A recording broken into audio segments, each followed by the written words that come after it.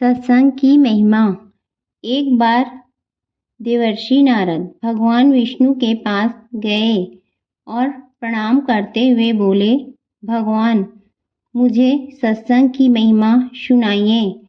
भगवान मुस्कुराते हुए बोले, नारद तुम यहाँ से आगे जाओ, वहाँ इमली के पेड़ पर एक रंगीन प्राणी मिलेगा।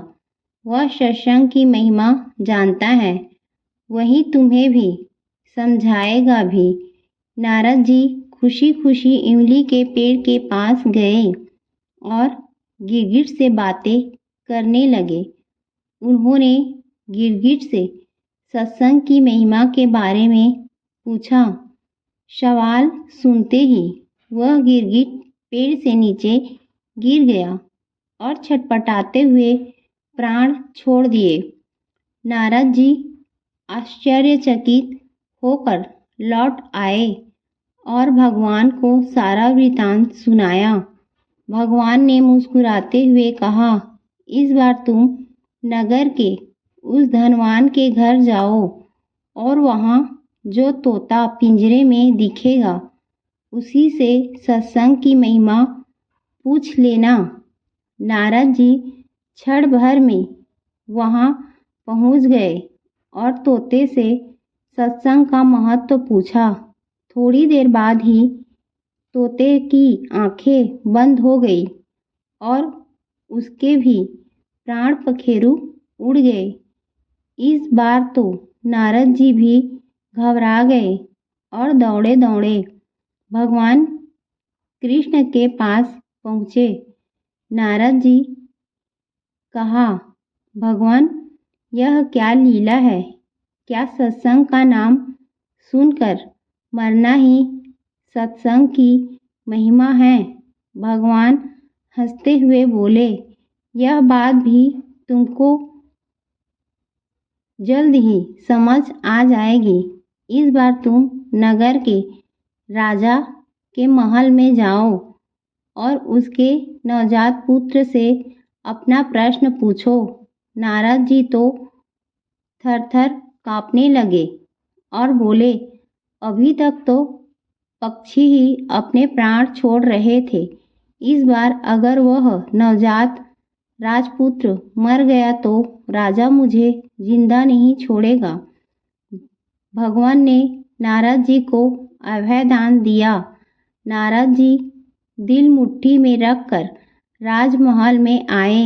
वहाँ उनका बड़ा सत्कार किया गया। अब तक राजा को कोई संतान नहीं थी, अतः पुत्र के जन्म पर बड़े आनंद उल्लास से उत्सव मनाया जा रहा था। नारद जी ने डरते डरते राजा से पुत्र के बारे में पूछा। नारद जी को राजपुत्र के पास ले जाया गया। पसीने से तर होते हुए मन ही मन श्री हरि का नाम लेते हुए नारद जी ने राजपुत्र से सत्संग की महिमा के बारे में प्रश्न किया तो वह नवजात शिशु हंस पड़ा और बोला, महाराज चंदन को अपनी सुगंध और अमृत को अपने माधुर्य का पता नहीं होता, ऐसे ही आप अपनी महिमा नहीं जानते, इसीलिए मुझसे पूछ रहे हैं। वास्तव में आप ही के क्षण मात्र के संग से मैं गिरगिट की योनि से मुक्त हो गया और आप ही के दर्शन मात्र से तोते की क्षुद्र योनि से मुक्त होकर इस मनुष्य जन्म को पा सका।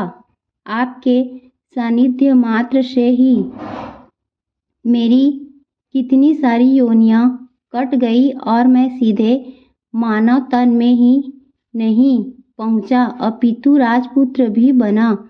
यह सत्संग का ही अद्भुत प्रभाव है। बालक बोला, हे ऋषिवर, अब मुझे आशीर्वाद दे कि मैं मनुष्य जन्म के परम लक्ष्य को पा लूं। नारद जी ने खुशी खुशी आशीर्वाद दिया और भगवान श्री कृष्ण के पास जाकर सब कुछ बता दिया। भगवान ने कहा, सचमुच सत्संग की बड़ी महिमा है। संत का सही गौरव या तो संत जानते हैं या उनके सच्चे प्रेमी भक्त।